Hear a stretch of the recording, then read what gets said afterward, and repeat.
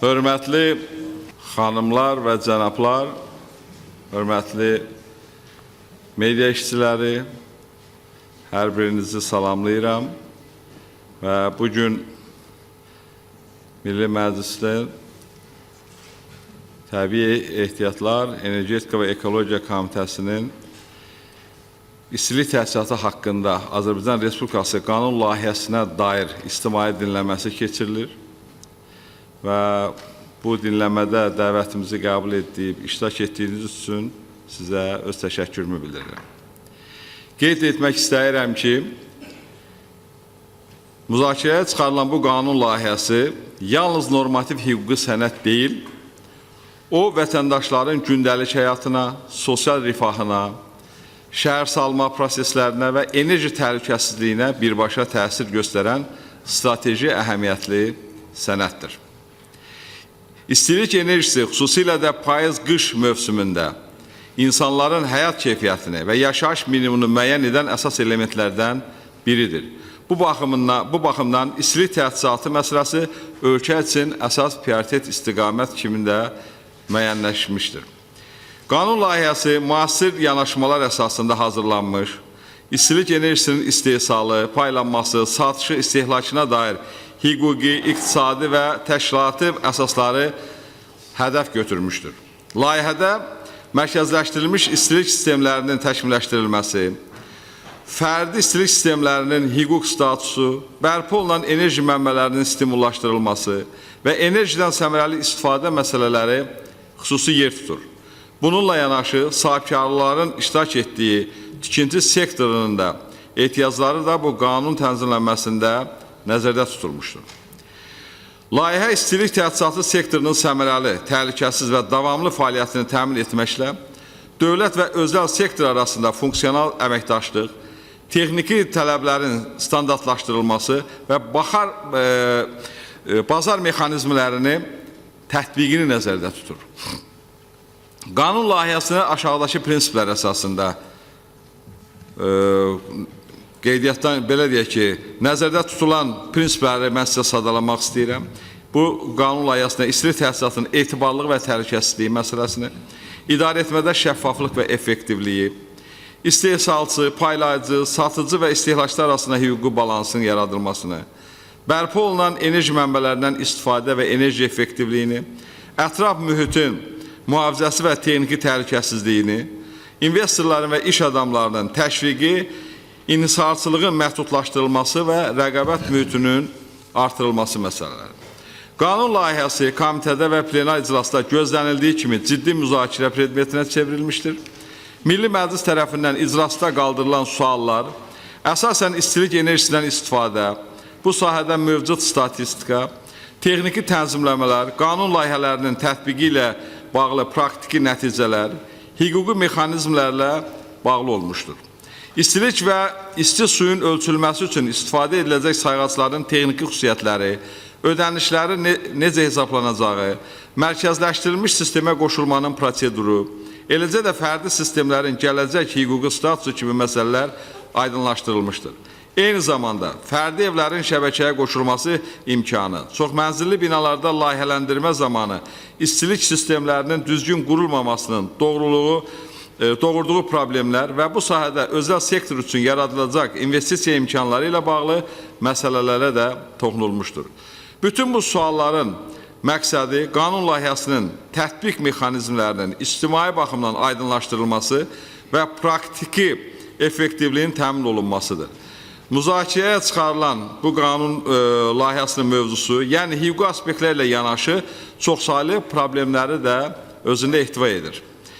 Məsələnin yüksək ictimai aktuallığını nəzərə alan, hörmətli Milli Məclisin sədri, Professor Sahibə Qafarova bu məsələyə dair ictimai dinləmənin təşkil edilməsini tövsiyə etmiş və bugün Təbii Ehtiyatlar, Energetika və Ekologiya Komitəsində və eyni zamanda dəvət edilən qonaqlarımızın iştirakı ilə bu baş tutur və buna görə də dəyərli Sahibə xanıma öz minnətdarlığımızı bildiririk.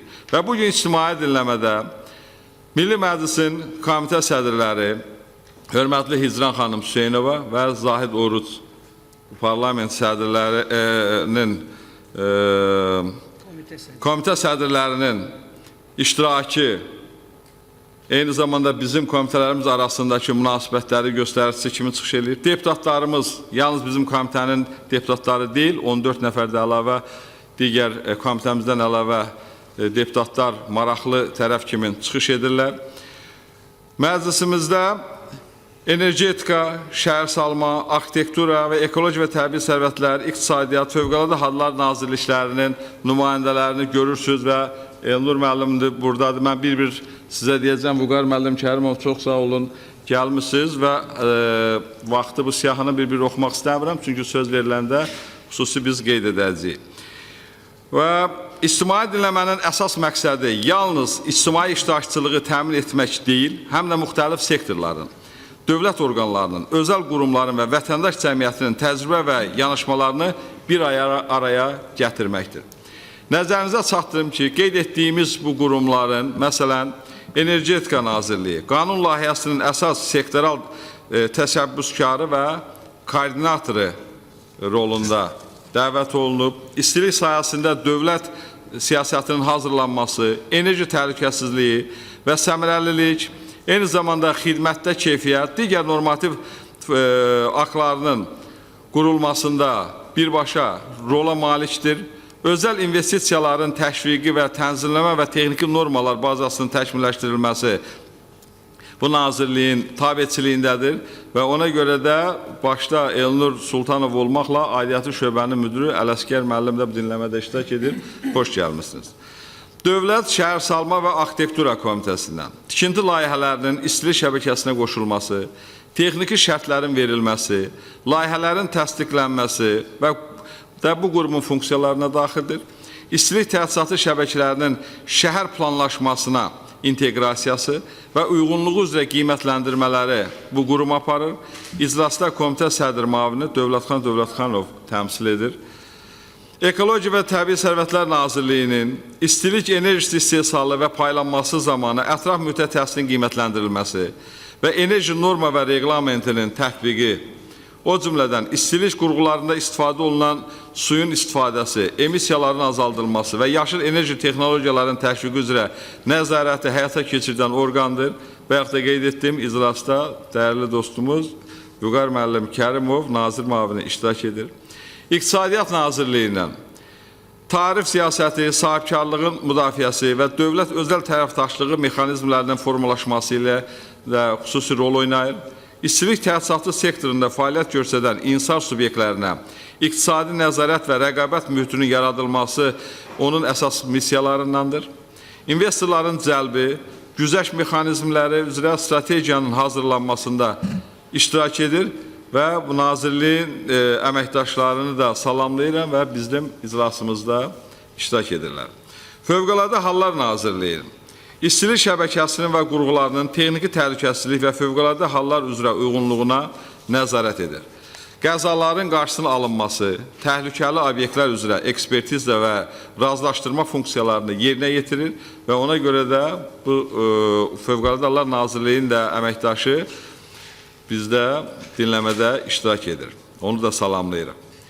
Operator və xidmət təşkilatlarından Azər İstilik Təhsisat Açıq Səhmdar Cəmiyyəti mərkəzləşdirilmiş istilik sistemlərinin istismarı, paylanması, texniki xidməti və kommersiya uçotçunun həyata keçirən əsas dövlət operatorudur. Qanun bu quruma rəqəmsal uçot sistemlərinin tətbiqi, ağıllı sayğaclar və enerjiya qənaət texnologiyalarının tətbiqi üçün geniş səlahiyyət verir. Və ona görə də qurumun rəhbəri, hörmətli İlham müəllim buradadır, onu da salamlayırıq ayrıca. Azərenerji Açıq Səhmdar Cəmiyyətindən elektrik və istilik enerjisinin birgə istehsalı zamanı koordinasiya və şəbəkə balansının qorunması, qazanxanalar və enerji istehsalı obyektlərinin elektrik şəbəkəsi ilə uzlaşmasını təmin edir və ona görə də Azərenerji Səhmdar Cəmiyyətinin nümayəndələri buradadır. Onları da ayrıca salamlayıram. Özəl sektor və sahibkarlar və eyni zamanda investorlar da bu prosesdə həm maraqlı tərəfdir, həm iştirak etmək niyyətində olan tərəfdir. Ona görə də qanun layihəsində ilk təhsisat sektoruna özəl investisiyaların daxil olması üçün hüquqi zəmin və mexanizmlər yaradılmışdır və buna görə də burada lisenziyalaşdırma, texniki şərtlər, digər kimin prosedurlar, o cümlədən də PPP layihələri, yəni dövlət özəl tərəfdaşlığı, o cümlədən özəl qazanxana tikintisi, ağıllı sayğac sistemlərinin tətbiqi, digər məsələlər də vardır ki, yəni investorlar bu sahədə məlumat almaq istəyirlər, maraqlı tərəfdirlər və onları da biz dəvət etmişik bu prosesdə iştirak etsinlər. O cümlədən də şəhərsalma prinsiplərinə əməl edən tikinti şirkətinin rəhbərlərindən də var ki, onların hamısını ayrı-ayrılıqda biz salamlayırıq. Və əsas məqsədimiz nədir? Qanunun tətbiqi qəbul olunandan sonra artıq birinci oxunuşda Milli Məclisdə bu dedik keçib, bir çox suallar da yarandı və bizim gözləntilərimiz nədir? Əgər bu qanun qəbul olunarsa, bizim gözləntilərimiz nədən ibarət olacaq? Birincisi, texniki itkilərin və resurs israfının azalması, keyfiyyətin, yəni xidmət keyfiyyətinin artırılmasına nail olmaq, sosial obyektlər və yaşayış fondu üçün fasiləsiz istilik təminatını təmin etmək, ətraf mühitə zərərin azaldılması, enerji effektivliyinin artırılması məsələləri, dövlət və özəl sektorlar arasında funksional tərəfdaşlıq modelinin qurulmasını, innovasiya və rəqəmsallaşma imkanlarının genişləndirilməsi, burada ağıllı sayğaclar, uçot sistemləri nəzərə alınması nəzərdə tutulub və investorlar üçün risklərin azaldılması və hüquqi şəraitin sabitliyinin yaradılması. Və bu qanun layihələrində nəzərdə tutulan hər bir maddə, mən deyərdim ki, ölkəmizin bugünkü inkişafı ilə adekvatlıq təşkil edir. Bilirsiniz, bugün artıq ölkəmiz enerji sayəsində artıq dünyanın ən aparıcı ölkələrindən biridir. Bütün belə bizim bugün bu salonda, iclasda, dinləmə zalında müzakirə etdiyimiz məsələ də enerji məsələsidir. Bugün 13-cü Xəzər Beynəlxalq Neft-Qaz sərgisi keçirilir ölkəmizdə. Bilirsiniz, enerji həftəsi artıq davam edir və bugün də bu proses davam edir. Demək olar ki, enerji siyasəti ölkəmizin prioritet istiqaməti olaraq yalnız ölkəmizin və regionun deyil, bizim enerji siyasətimiz eyni zamanda Avropanın enerji təhlükəsizliyində mühüm rol oynayır və buna görə də hesab edirik ki, bu dinləmənin də keçirilməsi ölkəmizdə həm vətəndaşlarımızın mənafeyi baxımından, həm bu sahədə sahibkarlığın inkişafı baxımından, eyni zamanda bir yaxşı qanun kimin, effektiv bir qanun kimin, model qanun kimin qonşularımızın və digər dövlətlərin də iştirakı baxımından mühüm əhəmiyyətə malik olacaq. Və ona görə də hər kəsi bir daha salamlayıram və dinləmələrdə aktiv iştirak etməyə dəvət edirəm.